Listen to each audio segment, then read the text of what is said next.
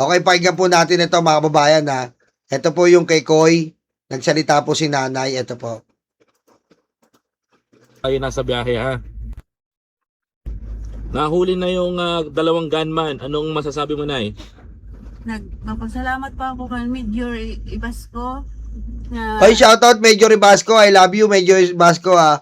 Yan po yung kasama namin. Na talagang binigyan pa po kami ng mga binigyan po kami ng mga escort, binigyan po kami ng mga kakailanganin namin. Pinakita po sa amin ang investigasyon nila. Tinuro po sa amin ng mga possible suspect. At sobrang tuwan-tuwa po si nanay. Ayan po. na-actionan po kagad na huli po yung nambaril sa anak ko. Pati sa Barogo Police Station po sa lahat ng mga pulis na tumulong po sa sa anak ko. Nagkaroon na po ng justisya. Salamat po sa inyo.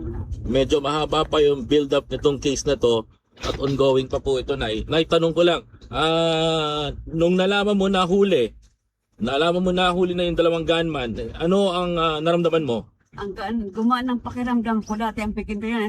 Gumaan na ng pakiramdam ko. Salamat ay nagkaroon kaagad ng justisya ang ng anak ko. Salamat po kay Major Ibasco pati mga pulis dyan na tumulong dyan sa para sa anak ng nahuli kaagad yung nambaril. Salamat po sa inyo. Ngayon, ramdam mo na ba yung hustisya na makukuha ng anak mo? Na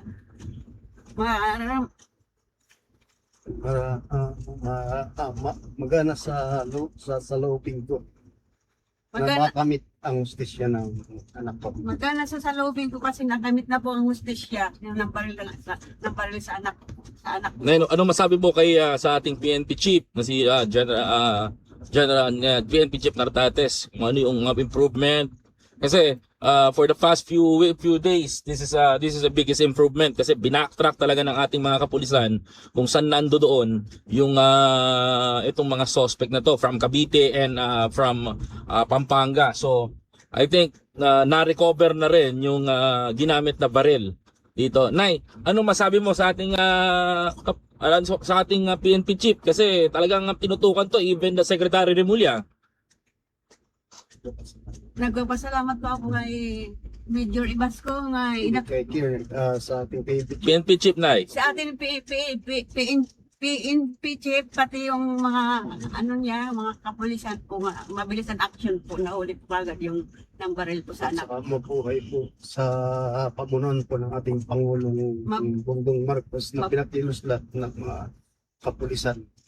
Kay President Ferdinand Bongbong Marcos, Nay, kasi this is one of the biggest scoop na ilalabas natin. Napaka pasabog nito kasi Ng Pangulo na sila. ano masabi mo kay President Marcos? Pasalamat ako kay President Bongbong Marcos na pinaksyon niya lahat ng buong ahensya ng kapulisan ng Pilipinas para lang mahuli ang nambaril sa anak namin. Nagpasalamat po ako kay Presidente Bongbong Marcos na action ng pagad nga nahuli po yun ang baril po sa anak. Wala na pong gagastusin dyan, mga babae, mga karayuma. Pati po yung hindi po siya naka-public na libingan. Private po yung kukuhanin po.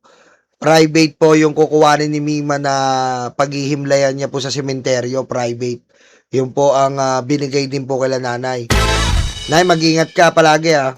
Sa PNP chief po. Pati sa PNP chief po, pati sa mga Sa Barogo Police sa Station.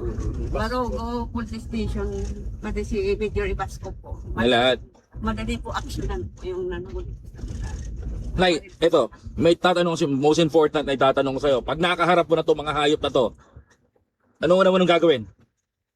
Gusto ko sana yung ginawa niya sana ko, ganun din ang gawin sa kanya. Kung wait lang. Oh, Nay, bawal yun, nanay. Bawal yan. Sara Duterte yun.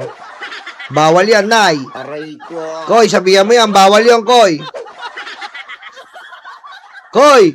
Bawal yun, Koy. Sara Duterte move yun. Aray ko. Nay! Aray ko. Bawal yun, Nay. Bawal yun. Bawal yun, Nay. Kahit gusto natin gawin, bawal po yun, Nay. Bawal.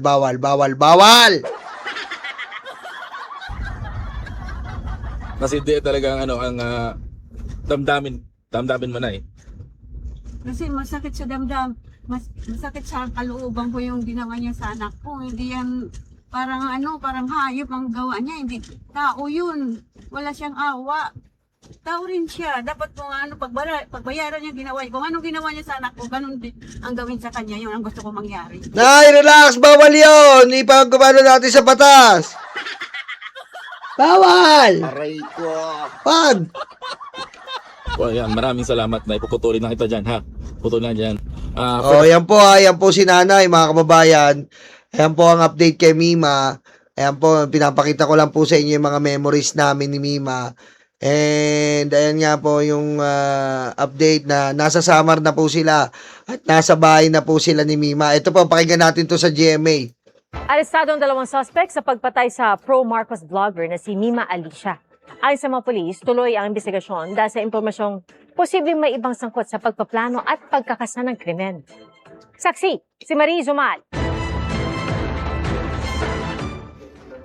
Hawak na ng pulisya ang 2 suspect sa pamamaril at pagpatay sa pro-PBBM vlogger na si Alicia Lipata o Mima Alicia. Naaresto sila alas 8:20 ng umaga sa Mabalacat, Pampanga. This was after the intensive investigation and follow-up operations conducted by the Northern Police District Special Investigation Task Group, MIMA. July 17, nang paslangin si Mima Alicia sa kanyang tahanan sa Caloocan City. Nagkakalookan ang inarestong gunman na Ayan kinilalang po, sabi ko sa inyo, tiga Caloocan po. Ayan po yung pinag-usapan natin kanina. Tiga Caloocan din po sila, tiga Caloocan. Kita nyo po, oh. si alias MS, edad 58. Taga Cavite naman ang umano'y nagpatakbo ng motorsiklong ginamit sa pagtakas na kinilalang si alias JA. Tiga 58 years old yung gunman, tiga Cavite yung isa na nagmumotor. Kaya kita nga po na akala nila simpleng tao lang po yung pinatay nila.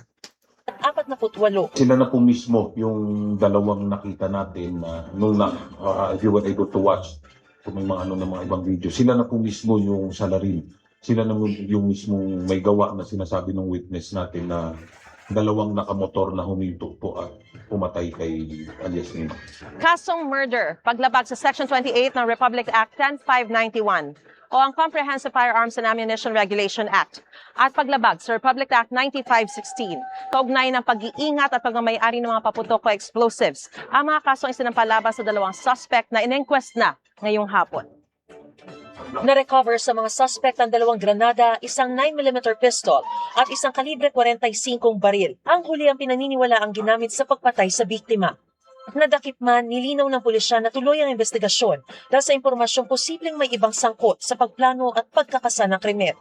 Hindi na ito idinetalye para hindi makompromiso ang operasyon. Nakita na po natin na around 20 or 15 or 20 minutes before dumating sila tsaka lang po pumasok itong dalawa. So it points to the fact that there were some other people who were looking or surveilling ito pong movements nila. Patuloy pa rin inaalam ang motibo sa krimen. Pero ayon sa kapwa vlogger ni Mima Alicia, posibleng dahil ito sa pagtalakay nila sa politika. Gusto kami patahimikin. Ayaw kami pagsalitain. Si Kuyo, ayop! Si Kuyo nasa GMA, oh, wow! Si Kuyo, oh! Dahil ito sa pagtalakay nila sa politika. Gusto kami patahimikin. Ayaw kami pagsalitain. Minsan, Ayop! Si Kuy! Gusto kami patahimikin. Ayaw kami pagsalitain. Wow! Aray ko. Ayop, man! umano kasing may nagbanta laban kay Mima Alicia. 3 months ago, may mga pinento siya sa akin na may mga nagtitreat nga daw sa kanya. Boyfriend talaga nagsasalita, men! Picturean ko nga to. Sige, picturean ko nga to. Putik na to, ah. Pipicturean ko to. Sisend ko sa GC. Aasarin namin. Putik, iba ka talaga yung boyfriend, eh. Mga kababayan. Iba talaga yung boyfriend, oh. Oh, ayan po. Oh, BF. Talaga ni Mima to. Ayan po. Iba talaga yung boyfriend, oh. Oh, anong sabi ng boyfriend? Pasok, boyfriend! Dahil ito sa pagtalakay nila sa politika. Gusto kami patahimikin. Ayaw kami pagsalitain. Minsan na umano kasing may nagbanta laban kay Mima Alicia. 3 months ago, may mga pinento siya sa akin na may mga nagtitreat nga daw sa kanya. Even sa mga live streaming niya, post niya, may sa comment section, may mga nagtitreat, susunod ka na. Naikwento rin ang banta sa ina ni Mima Alicia dahil umano sa content ng kanyang mga vlog. Ang gusto ko po, yung nag-utos na pumatay sa anak ko, gusto ko mahuli kaagad din. Aksyonan kaagad mahuli. Kasi walang kalaban-laban yung anak ko, pinagbabaril sa ulo pa naman yung tama, pati sa dibdib lang. Hindi ko siya naawa sa anak. Naniwala pa kung mayroon pa mataas nag-utos doon sa bumaril sa anak ko. Never kami tatahimik. Kasabay na nabaril kaya nagpapagaling pa sa ospital ang partner naman ni Mima Alicia. Batid na niya ang sinapit ng vlogger. Ayan po Ayan po mula sa GMA. Kasama po si Koy. Ayan po, hindi po natin titigilan to kahit papaano sa isang araw po isisingit natin sa vlog natin ang update po sa ating kaibigan. Dahil naniniwala po tayo mga kababayan, ang karahasan po ay walang lugar sa ating bayan. Wala pong lugar ang karahasan sa ating bayan. At sa nanay na nga mismo ni Mima po nagsabi, naniniwala siya, narinig niyo po ba yon, na may mas mataas pa po na nag-uutos dito. Pakinggan nyo ulitin ko lang. Aksyonan kaagad, mahuli. Kasi walang kalaban-laban yung anak ko, pinagbabaril sa ulo pa naman yung tama, pati sa dibdib lang. Hindi ko siya naawa sa anak. Naniwala pa kung mayroon pa mataas nag-utos doon sa bumaril sa anak ko. Yan po. Meron pong mataas na nag-utos doon sa anak niya. Yan po ang ating aabangan at kailangan hindi po natin tigilan to dahil hindi po porket na aresto yung riding in tandem na mga pumaslang sa ating kaibigan ay titigil na tayo. Hindi po. Hanggat makulong po ang dapat makulong. Kaya nakikiusap po kami sa mga taong may kinalaman na gusto nyo po makipagtulungan, pumunta lang po kayo kay Major Ebasco, diyan po sa Caloocan Police, or tumawag po kayo diyan po sa ating PNP. May mga hotline po sila, or kahit po mag-PM kayo sa amin ng mga vlogger na kaibigan ni Mima para po mabilis natin itong solusyonan. Okay? Ayan po si Koy, ang boyfriend po ni Mima ay talagang hindi rin po titigilan. Aray ko.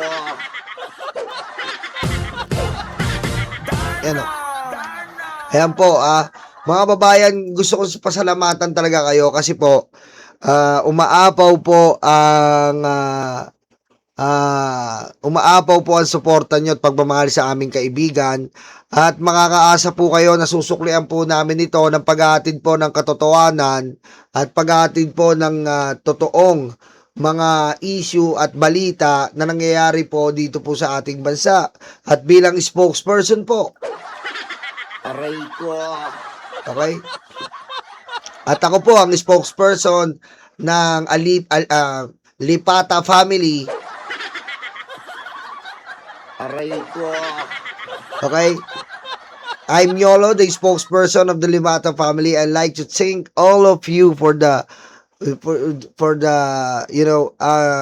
very, very, very huge support. Okay? Thanks for your huge support. Aray ko. Diba? So, magpasalamat sa inyo kasi talagang nairaos po nating sabay-sabay, nairaos nating sama-sama si Mima. And nandun na po siya sa Samar, mapapanatag na po tayo na maililibing po siya ng maayos, makakasama niya ang pamilya, lalong-lalo na po yung anak niya na, alam niyo po, hindi ko pala nakukwento to, no? Yung anak po, iyak ng iyak po yung anak. Dahil hindi po sanay yung anak, mga kababayan, na hindi po siya tinatawagan ng mama niya. Mga babayan, napakasakit po mga karayuma. Nagtatanong na po yung anak, si mama hindi pa tumatawag, si mama, nasan si mama? Alam niyo po yung masakit na pangyayaring yon, na yung anak po naghahanap sa kanyang magulang, sa nanay niya. Isa na lang po si Mima. Yung asawa po ni Mima, hiwalay sila. Lagi pong tinatanong si Mima. Hinahanap po. Hindi ko alam kung paano po nila mai-explain sa bata. Diba? Naghahanap po. Dami yung nag-aalaga po. Nasaan si mama? Hindi pa tumatawag si mama daw. Ilang araw na hindi pa tumatawag si mama. Anong nangyari kay mama? May sakit ba si mama? Mga ganun.